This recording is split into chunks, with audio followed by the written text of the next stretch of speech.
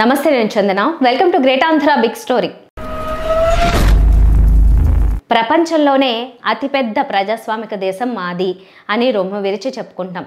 అత్యంత నిజాయితీగా స్వచ్ఛంగా అమలవుతున్న ప్రజాస్వామ్యం మాది అని కనీసం గుండె మీద చెయ్యి వేసుకుని చెప్పుకోగల స్థితిలో ఉన్నామా? ఎవరు ఎలాంటి విమర్శలు చేయజాలని, లోపాలను ఎత్తి చూపించడానికి అవకాశం లేని పగడ్బందీ ఓటింగ్ వ్యవస్థ మనకుందని సాధికారంగా చెప్పుకోగలిగే రోజునే మనం నిజంగా మంచి ప్రజాస్వామ్య వ్యవస్థలో ఉన్నట్లు లెక్క. అలా చెప్పుకోలేనంత వరకు మన దేశంలో జరిగే ఒక్కొక్క ఎన్నిక మన ప్రతిష్టను ఒక్కొక్క మెట్టు దిగజారుస్తూనే ఉంటాయి. ప్రపంచ పటంలో పరిహాసప్రాయమైన ఎన్నికల వ్యవస్థకు నిదర్శనంగా భారత్ పరువు దెబ్బతింటూనే ఉంటుంది. ఈ పొగడల మీదనే ఈ వారం గ్రేట్ ఆంధ్ర బిగ్ స్టోరీ మసగబారుతున్న ప్రతిష్ట.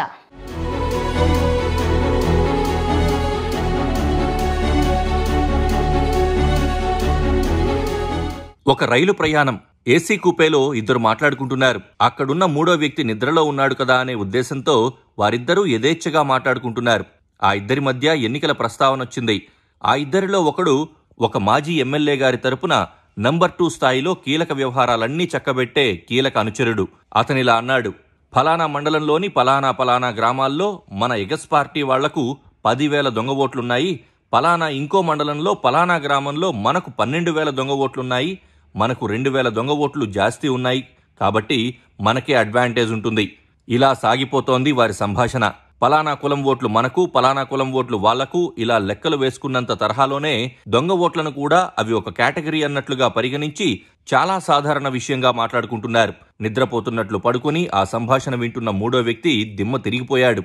అతను ఎన్నో ఎన్నికలను చూసిన జర్నలిస్ట్. కానీ నాయకులు ఈ తరహాలో విజయావకాశాల గురించి అంచనాలు వేసుకుంటారని అతనికి తెలియదు. అలాగే మరో ఉదాహరణ చెప్పుకోవాలి. ఒక టీచరమ్మ ఎన్నికల్లో పోలింగ్ కేంద్రం విధులకు హాజరయ్యారు. వేలికి ఇంకు పెట్టే బాధ్యతల్లో కూర్చున్నారు. చూడగానే గుర్తుండిపోయేలా కాస్త విచిత్రమైన వేషధారణలో అప్పటికే పూటుగా మద్యం సేవించిన ఒక వ్యక్తి ఓటు వేయడానికొచ్చాడు. సాయంత్రం పోలింగ్ ముగిసేలోగా అదే వ్యక్తి మళ్లీ 4 సార్లు వచ్చాడు. ప్రతిసారి ఒక కొత్త పేరుతో వచ్చాడు.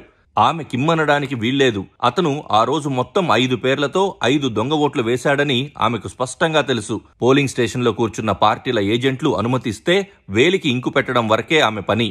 మౌనంగా ఆ పని పూర్తి చేసుకుంది. ఇలాంటి వ్యవస్థలో పారదర్శకంగా ఎన్నికలు జరుగుతాయనే నమ్మకం ఎవరికి కలుగుతుంది? మాజీ ఐఏఎస్ అధికారి జయప్రకాష్ నారాయణ్ స్థాపించిన లోక్ సత్తా అనే స్వచ్ఛంద సంస్థ రాజకీయ పార్టీగా రూపుమార్చుకోవడానికి ముందు వరకు ఎన్నికల సంస్కరణల కోసం మంచి ఆలోచనతో పోరాటం చేస్తుండేది. వారి సిద్ధాంతం కూడా ఇదే. ఓటర్ల జాబితాలనేవి స్వచ్ఛంగా ఉండాలి. పోలింగ్ నాడు ఏ వర్గానికి చెందిన ఓటర్లు అయినా సరే ఇళ్లలో కూర్చుని పోకుండా పోలింగ్ కేంద్రానికి వచ్చి ఓట్లు వేయాలి. నిజానికి ఎక్కడ ఏ ఎన్నికలు జరుగుతున్నా సరే ఈ 2 అంశాలకు విస్తృతంగా ప్రాచుర్యం కల్పించడానికి జయప్రకాష్ నారాయణ్ లోక్ సత్తా సంస్థలోని కార్యకర్తలు చాలా కష్టపడేవారు. తమ సిద్ధాంతం ఏ రకంగా కరెక్టో, మంచి ప్రజాస్వామ్యానికి అది ఏ రకంగా బాటలేస్తుందో ప్రజలకు అర్థమయ్యేలా చెప్పేవారు. కానీ రాజకీయ పార్టీగా రూపుదాల్చిన తర్వాత జయప్రకాష్కు ఈ ఎన్నికల సంస్కరణల మీద ఫోకస్ మారిపోయింది. सब मैं गहराई से समझता हूँ. कुछ समय पहले हमें दाल में काला लगा. चुनाव के नतीजे आते थे, मूड एक तरीके का होता था, रिजल्ट दूसरे तरीके का. महाराष्ट्र चुनाव के बाद जब हमें डाउट हुआ, हमारे गठबंधन के सारे नेताओं ने प्रेस कॉन्फ्रेंस किए और हमने इलेक्शन कमीशन से कहा कि आप हमें वोटर लिस्ट दीजिए, वीडियो रिकॉर्डिंग दीजिए. इलेक्शन कमीशन ने मना किया. ना उन्होंने हमें वोटर लिस्ट दी और ना उन्होंने वीडियो रिकॉर्डिंग दी. डाउट हुआ, क्यों नहीं दे रहे, क्या कारण है? तो हमारे दिमाग में सवाल उठा, क्या इलेक्शन कमीशन बीजेपी की मदद कर रहा है? क्या इलेक्शन कमीशन ही इलेक्शन को చోరీ करवा रहा है. మంచి ప్రజాస్వామ్య వ్యవస్థకు మూలాధారం మంచి ఓటర్ల జాబితా మాత్రమే. ఓటర్ల జాబితాలో ఒక్క లోపం కూడా లేకుండా ఉన్నంత వరకు, ఓటర్లు స్వచ్ఛందంగా పెద్ద సంఖ్యలో పోలింగ్ కేంద్రానికి వచ్చి ఓట్లు వేసినంత వరకు ఎన్నికల్లో అక్రమాలు జరగడం అంత ఈజీ కానే కాదు. ఓటర్ల జాబితాలో లోపాలు లేకుండా ఉంటే ప్రజాస్వామ్యం పటిష్టంగా ఉన్నట్లే. కానీ మన నాయకులెవ్వరూ అందుకోసం ప్రయత్నించరు. తొలగించిన ఓట్ల గురించి పోరాడినంతగా జాబితాలో ఉన్న నకిలీ పేర్ల గురించి, వాటిని తొలగించాల్సిన అవసరం గురించి పోరాటాలు మనకు కనిపించవు. ఒక ఉదాహరణ గమనిస్తే, గతంలో తిరుపతిలో పట్టభద్రుల ఎమ్మెల్సీ ఎన్నికలు జరిగినప్పుడు పట్టణ పరిధిలో చాలా చోట్ల మీడియా ఛానళ్ల విలేకరులు క్యూ లైన్లలో నిల్చున్న మహిళలను రకరకాలుగా ప్రశ్నలు అడిగారు. వారికి తాము ఓటు వేయడానికి వచ్చిన ఎన్నికలు ఏంటో కూడా తెలియవు. వారు కనీసం 5వ తరగతి కూడా చదువుకోలేదు. ముందు రోజు పార్టీల నాయకులు తమ ఇంటికొచ్చి ఓటర్ల స్లిప్పులు ఇచ్చారు. ఫలానా పోలింగ్ కేంద్రానికి వచ్చి ఓట్లు వేయమని చెప్పారు. వారొచ్చి ఓట్లు వేస్తున్నారు. అంతే. అంత దారుణంగా ఓటరు జాబితాలను మ్యానిపులేట్ చేయడం మన నాయకులకు అలవాటైపోయింది. ప్రపంచంలోని అనేక దేశాలకు మనమే ఈవీఎంలను సరఫరా చేసుకుంటామని చెప్పుకుంటూ మన ఘనతగా ప్రచారం చేసుకుంటూ ఉంటాం. కానీ ఈవీఎంలలో మాయ జరిగిందనే ఆరోపణలు వినిపించకుండా మన దేశంలో ఒక్క ఎన్నికైనా పూర్తయిందా అనేది మన ఆత్మసాక్షికి మనం వేసుకోవాల్సిన ప్రశ్న. ఈ విషయంలో ఎవ్వరూ తక్కువ తినలేదు. గెలిచిన ప్రతి నాయకుడు తాము ప్రజల ఆదరణతోనే గెలిచామని చెప్పుకుంటాడు. ఓడిన ప్రతి నాయకుడు ఓటింగ్ మిషన్లో మాయ చేయడం వల్లనే వారు గెలిచారు తప్ప ప్రజల్లో తమకే ఆదరణ ఉంది అని చాటుకుంటారు. ఈ ప్రహసనాన్ని మన రాష్ట్రంలో తరచూ చూస్తూనే ఉన్నాం. 2019 ఎన్నికల్లో దారుణంగా ఓడిపోయినప్పుడు చంద్రబాబు నాయుడు ఏం చేశారు? అప్పటికి ఆయన మోదీని తన శత్రువుగా పరిగణిస్తున్నారు. మోదీ సహకారంతో జగన్మోహన్ రెడ్డి ఈవీఎంలలో మాయ చేశారని అన్నారు. తెలుగుదేశం మేధావులు అనుకునే వారందరూ కూడా ఇదే వాదన ప్రజల్లోకి బలంగా తీసుకెళ్లడానికి తమ శక్తి వంచన లేకుండా ప్రయత్నించారు. జగన్ గెలిచాడంటే కేవలం మోదీ దయ వల్లనే. చాలా ప్రణాళికాబద్ధంగా కొన్ని ప్రత్యేకించిన ఈవీఎంలలో ఎవరికి ఓటు వేసినా సరే ఫలానా గుర్తుకు మాత్రమే పోలయ్యేలా సాంకేతిక సాఫ్ట్వేర్లను మార్చడం ద్వారా జగన్ విజయం సాధ్యమైంది అనేది వారి వాదన. ఈవీఎంలు కూడా కాపాడుకోవాల్సిన అవసరం ఉంది. మళ్ళీ మళ్ళీ చెప్తాను నేను. సింగపూర్ గవర్నమెంట్ ఇప్పుడు కూడా చాలా స్పష్టంగా ఉన్నారు. ఈవీఎంలు అనేటివి ఒక మెషిన్కో ఒక కంప్యూటర్ ఆపరేటర్కో దేశ భవిష్యత్తు మేము అప్పచెప్పాం. ఎప్పుడైనా మ్యానిపులేట్ జరిగే ఆడ కూడా టెక్నాలజీ బ్రహ్మాండంగా అడాప్ట్ చేసుకున్నారు. Adoption of technology is one angle, but ప్రజాస్వామ్యాన్ని కాపాడుకోవడం, ట్రాన్స్పరెంట్గా చేయడం ఇంకొక యాంగిల్. నేను ఇప్పటికి కూడా బ్రహ్మాండంగా డెవలప్ అయిన దేశాల్లో కూడా ఈవీఎంలు లేదు. నేను ఈరోజు పోరాడడం లేదు, చాలా రోజుల నుంచి పోరాడుతున్నా. ఇవన్నీ చూస్తూ ఉంటే ఏదైనా జరుగుతూ ఉంటాయి. ఎప్పుడు ఏం జరుగుతుందో ఎవరికి తెలియదు. ఇంకా అర్ధరాత్రి ఏదైనా జరగచ్చు, తెల్లవారుజామున ఏమైనా జరగచ్చు, ఏమైనా చేసే సమర్థులు వీళ్ళు, ఇదే పని. అందుకే నేను చాలా స్పష్టంగా ఉన్నా. ఇవన్నీ కూడా ఎవరికైనా వీళ్ళే పోరాడారు. తమాషా, వీళ్ళు అధికారం లేనప్పుడు దాని మీద పోరాడారు. సుబ్రహ్మణ్య స్వామి సుప్రీంకోర్టు దాకా వెళ్ళాడు. నేను ఆ రోజు ఎలక్షన్ కమిషన్ దగ్గరికి వెళ్ళాను. దాని పర్యవసానం వీవీప్యాట్లు వచ్చాయి. ఆ రోజు ఈ రోజు నేను అధికారంలో వదిలిపెట్టడం లేదు. ఎప్పుడు కన్సిస్టెంట్గానే పోరాడుతున్నాం. ఇది వీళ్ళు చేయాల్సిన అవసరం ఉంది. ఈ విషయం కూడా ఈ దేశం అంతా కూడా చర్చ జరగాల్సిన అవసరం ఉంది. 5 ఏళ్ల పాటు తెలుగుదేశం వారు ఇవే మాటలు చెప్పుకుంటూ బతికారు. ఈలోగా 2024 ఎన్నికలొచ్చాయి. జగన్మోహన్ రెడ్డిని ఓడించాలంటే అందరూ జతకడితే తప్ప సాధ్యం కాదనే భయంలో ఉన్న చంద్రబాబు మళ్లీ మోడీ వద్ద సాగిలపడి పవన్ కళ్యాణ్ను దూతగా ప్రయోగించి సుదీర్ఘ మంతనాల అనంతరం ఎట్టకేలకు ఎన్డీఏ దళంలోకి ప్రవేశించగలిగారు. ఎన్నికలు జరిగేసరికి ఫలితాలు తారుమారయ్యాయి. ఏకంగా 164 సీట్లలో ఆ పార్టీ విజయం సాధించింది. తెలుగుదేశానికి చెందిన వీరాభిమానులు కూడా ఆ ఫలితాలను నమ్మలేకపోయారు. ఇప్పుడు జగన్మోహన్ రెడ్డి వంతొచ్చింది.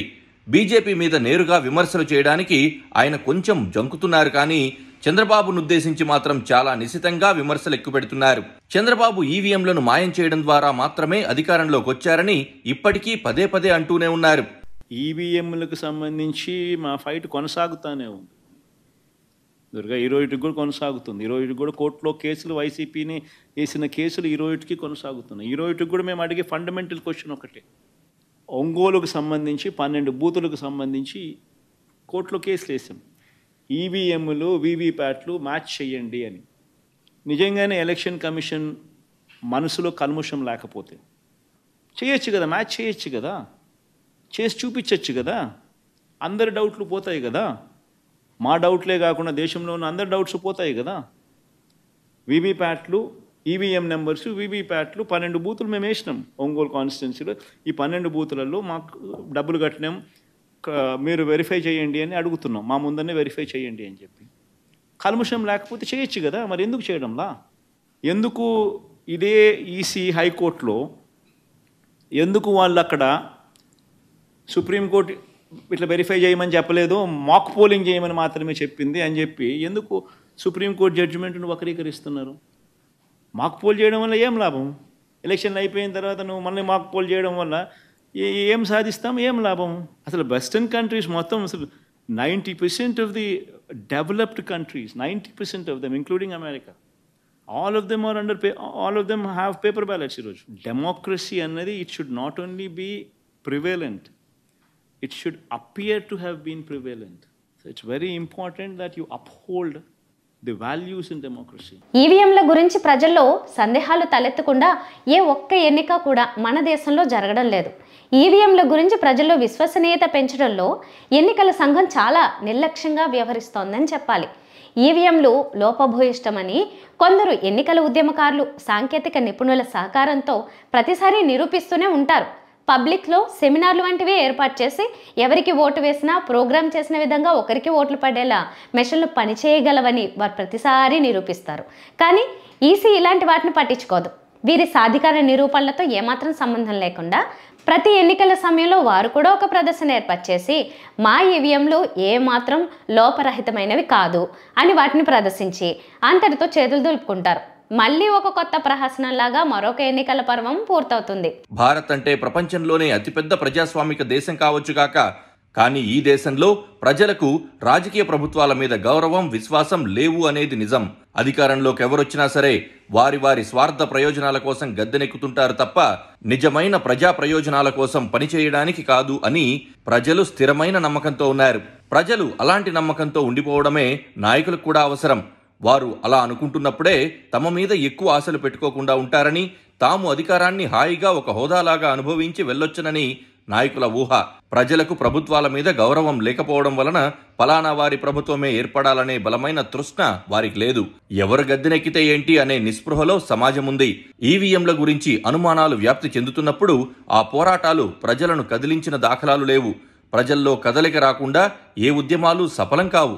ఎన్నికల సమయంలో లిక్కరు, డబ్బు విచ్చలవిడిగా పంపిణీ అవుతుంటాయనే సంగతి ప్రతి ఒక్కరికి తెలుసు. పోలింగ్ జరుగుతున్న రోజుల్లో మా ఊరికి ఇంకా మనుషులు రాలేదు, మాకందరికీ డబ్బులు అందేదాకా మేం ఓటింగ్కు వెళ్లేది లేదు అంటూ ప్రజలు గుంపులుగా నిల్చొని టీవీ ఛానళ్లకు ఇంటర్వ్యూలు ఇచ్చే వైనం కూడా మనం చూస్తూనే ఉంటాం. ఈ దేశంలో ఓట్లను డబ్బుతోనో లిక్కర్తోనో కొనడం ఎంత బహిరంగంగా జరుగుతూ ఉంటుందో అందరికీ తెలుసు.